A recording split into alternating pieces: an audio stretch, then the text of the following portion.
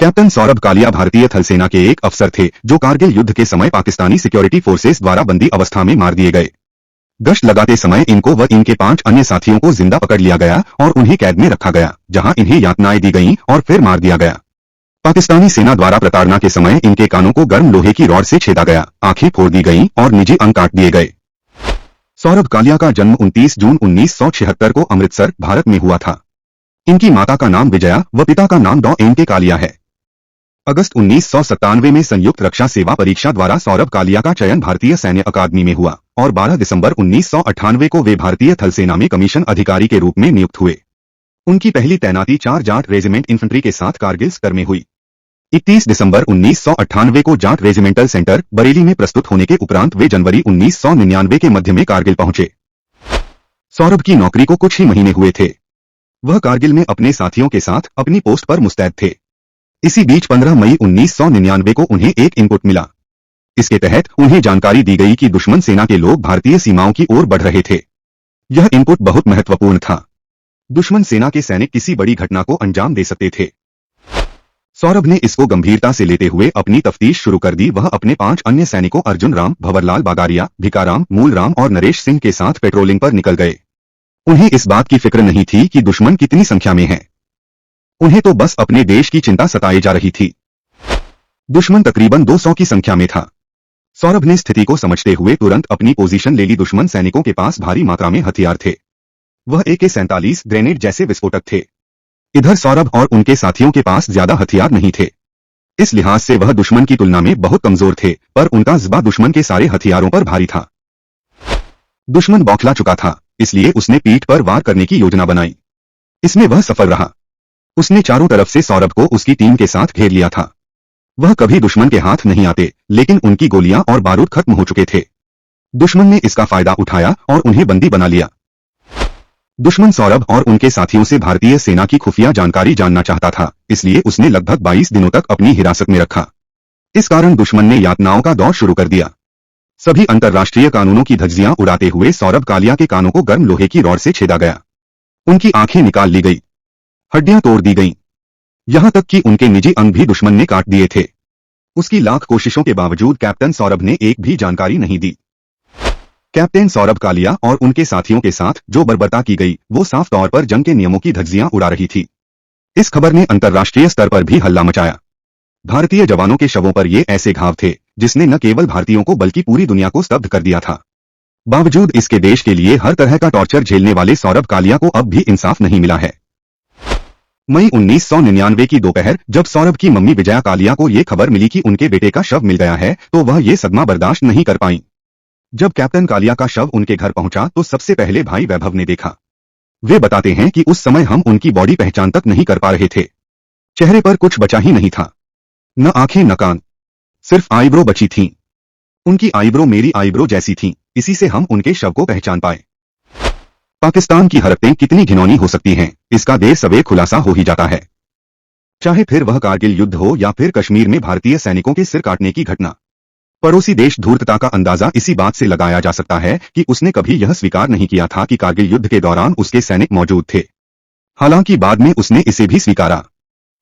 इसका जिक्र यहाँ इसलिए क्योंकि 31 जुलाई 2013 को YouTube पर एक वीडियो जारी हुआ, जिसमें एक पाकिस्तानी सैनिक गुल-ए-खानदन ने कैप्टन कालिया को मारने की बात कबूल की है। कांगड़ा के कोहाला गांव में रहने वाले 59 वर्षीय करतार सिंह कहते हैं, खुद पाकिस्तानी युद्धबंदी कहकर गए थे कि जितना सम्मान उन्हें भारत में बंदी होते हुए मिला, उतना तो सैनिक होते हुए पाकिस्तान में भी नहीं मिला। हम भले ही मांस खाते हों या नहीं, पाकिस्तानियों को ताजा मांस खिलाया गया था, उनकी सुविधाओं का ख्याल रखा गया, लेकिन सच यह भी है कि वे नहीं सुधरेंगे। पाकिस्तान शायद यह भूल गया है कि 1971 में करीब 92,000 सैनिकों के साथ आत्मसमर्पण को विवश हुआ था, लेकिन भारत ने बतौर युद्धबंदी उनकी सुख सुविधा का पूरा ख्याल रखा था। उस ऐतिहासिक विजय के बाद भी भारतीय सेना की विनम्रता और संस्कारपूर्ण व्यवहार को याद करते हुए भारतीय सेना के सेवानिवृत्त कर्नल करतार सिंह ये बातें बड़े गर्व से कहते हैं।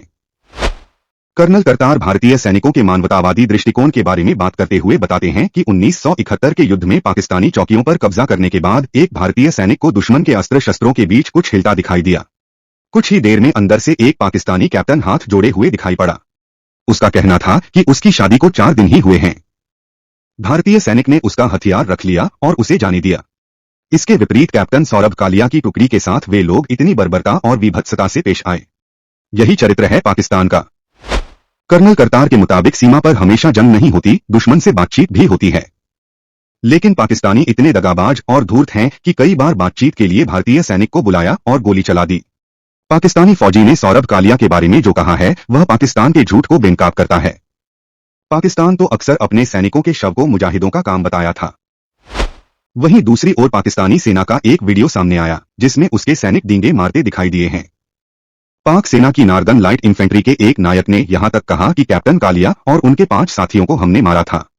कारगिल में भाग लेने वाले पाकिस्तानी सैनिकों के सम्मान में किए गए इस कार्यक्रम में हारी हुई पाक सेना के बौखलाए हुए हीरो के कारनामों का बढ़चढ़ के बखान किया गया है। इस कार्यक्रम को पाक टीवी वर्ल्ड नामक एक चैनल ने बनाया था। सार्वजनिक रूप से पाकिस्तानी सैनिकों द्वारा कैप्टन कालिया की हत्या की वारदात कबूलने के बाद अब इसमें कोई संदेह नहीं रह जाता कि सौरभ कालिया को पाक सैनिकों ने ही बड़ी बेरहमी से मारा था। और यदि यह सही है, हालांकि अब संदेह की गुंजाइश बचती भी नहीं है, तो पाकिस्तान पर जिनेवा समझौते के उल्लंघन के लिए कार्रवाई होनी ही चाहिए। जबकि पाकिस्तान के पूर्व आंतरिक सुरक्षा मंत्री रहमान मलिक ने पिछले साल दिसंबर में अपने पद पर रहते हुए कैप्टन कालिया की शहादत के मुद्दे पर कहा था, मैंने यह केस देखा नहीं है, यह मेरे ध्यान में लाया गया है। मैं उस बच्चे कैप्टन कालिया के पिता से मिलना चाहूंगा, एक सैनिक का पिता, मैं उनसे हाथ मिलाना चाहूंगा और फिर यह जानना चाहूंगा कि क्या हुआ था। जब बॉर्डर पर जंग लड़ी जाती है तो हमें यह मालूम नहीं कि वह कैप्टन कालिया पाकिस्तानी गोली से मरा या फिर खराब मौसम से। 1999 से लेकर अब तक उनका परिवार इंसाफ की मांग कर रहा है। उनके पिता ने भारत सरकार से पाकिस्तान को सजा दिलवाने के लिए अंतर्राष्ट्रीय अदालत का दरवाजा खटखटाने की अपील की थी, मगर अब तक शहीद के इस परिवार को सिर्फ आश्वासन ही मिले हैं। उनका परिवार आज भी बिना किसी सपोर्ट के अपने बेटे के लिए इंसाफ की मांग कर रहा है। पहले यूपीए और अब एनडीए सरकार इससे इनकार कर रही है। मोदी सरकार ने संसद में दलील दी कि इस मामले को अंतर्राष्ट्रीय अदालत में ले जाना व्यावहारिक नहीं है। हालांकि विदेश मंत्री सुषमा स्वराज ने कहा था कि अगर सुप्रीम कोर्ट कहे तो सरकार अंतर्राष्ट्रीय अदालत में इस मामले को उठाने को तैयार है। सुप्रीम कोर्ट ने 2012 में तत्कालीन यूपीए सरकार को नोटिस जारी किया था। यूपीए सरकार भी इससे इनकार कर चुकी है।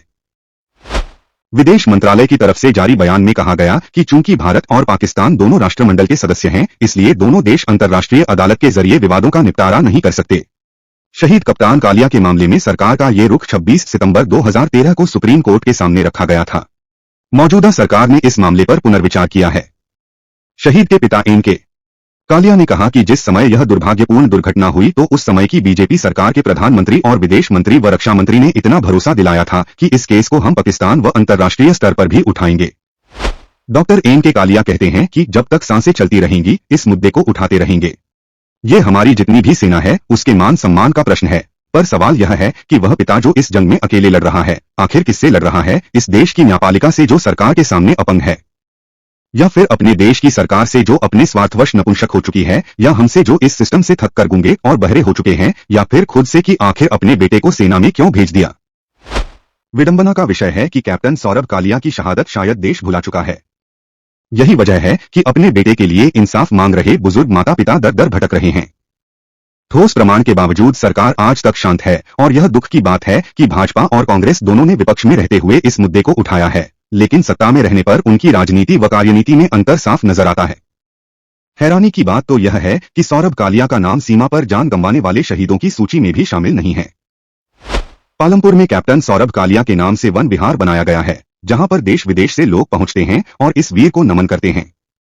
शहीद कैप्टन सौरभ कालिया भले ही 2 दशक पूर्व कारगिल में शहीद हुए थे, परंतु शहादत के कई वर्ष बाद भी 2 जिंदगियां बचाने में यह स्मारक काम आया था। धौलाधार के ऊपरी क्षेत्र में बादल फटने की घटना के पश्चात सौरभ वन विहार में रात्रि के समय ड्यूटी पर तैनात 2 कर्मचारियों ने सौरभ वन विहार की प्रतिमा लगी इसी चट्टान पर रात भर बैठकर पानी के थपेड़ों को सहा था। सौरभ का परिवार आज भी उन्हें अपने आसपास महसूस करता है। सौरभ के पिता ने उनकी हर याद को सहेज कर रखा है और घर पर सौरभ के नाम का मेमोरियल बनाया है, जिसमें उनका वर्दी से लेकर पर्स और पहले महीने की सैलरी तक शामिल हैं। पालमपुर के ही रहने वाले कैप्टन विक्रम बत्रा थे, जिन्होंने कारगिल युद्ध में अभूतपूर्व वीरता का परिचय देते हुए वीरगति प्राप्त की।